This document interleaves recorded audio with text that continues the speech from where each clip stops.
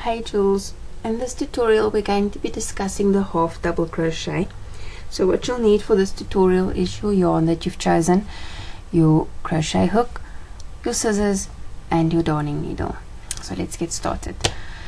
So if you can remember in our previous tutorial where we discussed the single crochet, this is kind of what it looked like. It's not a bit crooked, I don't know why, but it was a nice small dense stitch and we only yarned over once, pull through 2 hoops, if you can remember that and if you have been practicing.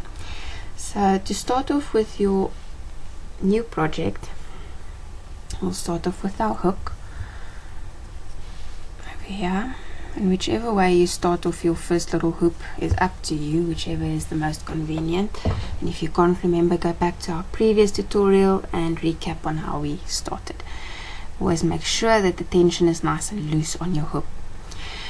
Okay, so we're going to start off by chaining 11, 2, 3, 4, 5, 6, 7, 8, 9, 10, 11.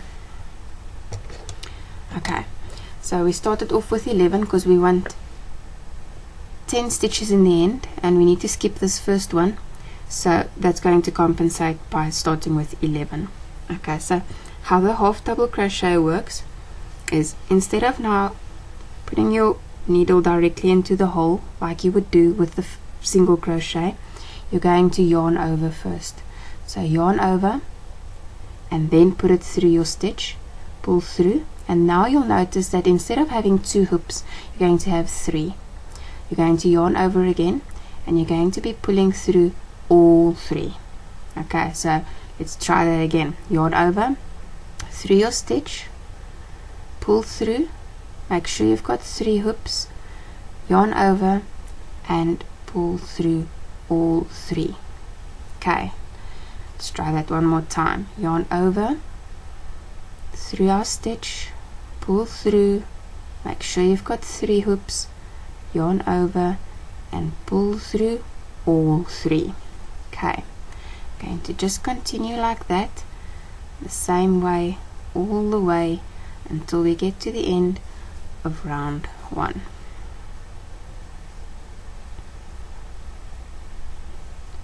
Through that stitch over there, pull through, make sure you've got 3 hoops and pull through all 3 those hoops.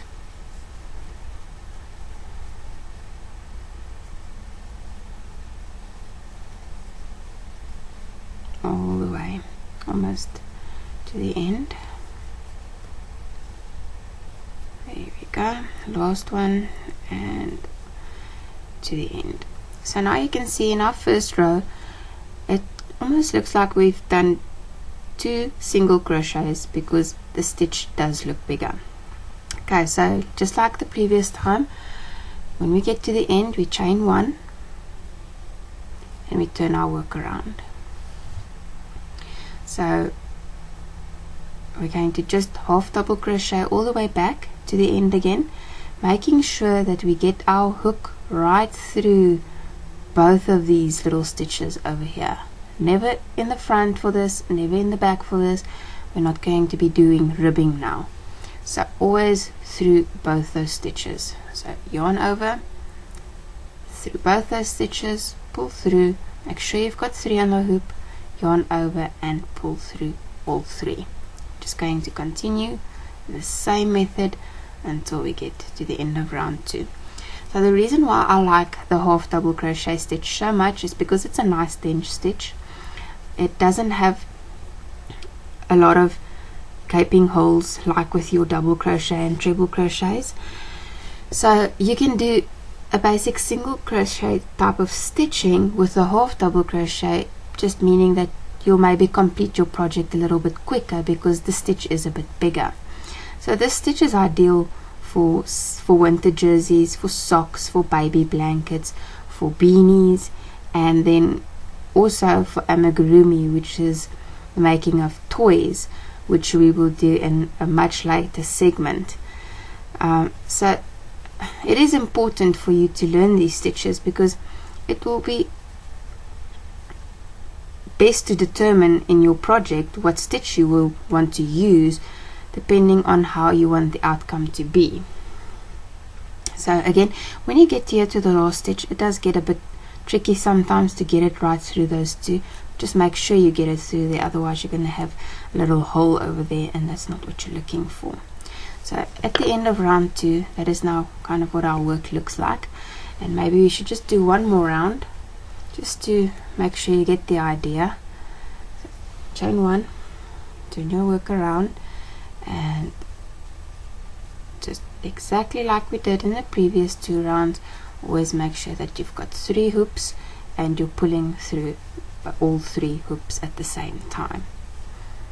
Again, doing it like this, you get used to the tension, and tension is always very important in crochet.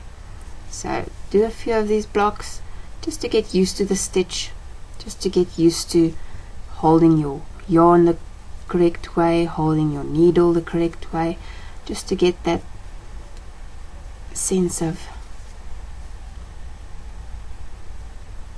comfort, so you know you are doing it right.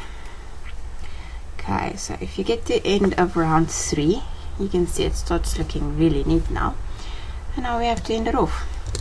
Okay, so we're going to yarn over, pull through, yarn over, pull through. Again, you don't need to do this twice, but I prefer to do it twice because I just don't want this knot to come undone. I just really don't want that. Okay, so pull through your tail, nice tight, make sure it doesn't come loose. Now if we quickly compare the single crochet to that half double crochet, you can see there is quite a difference. And if you put it next to it, that's your single crochet stitch right over there, that's your half double crochet stitch right over there. And while we are busy with this one, I just want you to at this point turn your work around and just see that the back side of this work looks different to the front side. Okay, so when we are talking about the front side, it is usually the more neater side of your work, and the back side would be a little bit more ruffled. So that's how you know the difference between the front side of your work and the back side of your work. So let's quickly just sew in our ends over here, just make this little project look a little bit neater.